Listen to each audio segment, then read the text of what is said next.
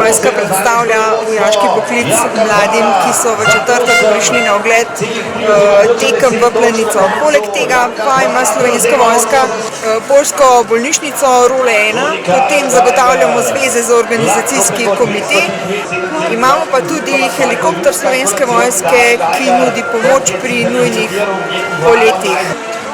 Na prireditvenem prostoru smo pripravili predstavitev vojaškega poklica.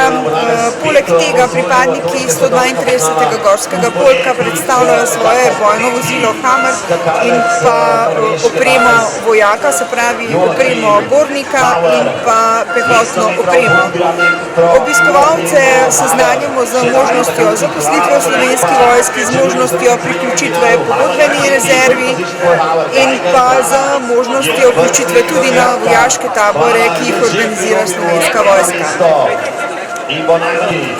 Četrtek smo si izbrali zaradi tega, ker tekme pride pogledati večinoma mladina. To so srednješolci, osnovnošolci in srednješolci so v obdobju, ko se odločajo kam naprej in tako pri nas dobijo tudi informacije o vojaškem poklicu ter o tem, kako lahko v vojaškem poklicu in napredujejo in se izobražujejo tudi.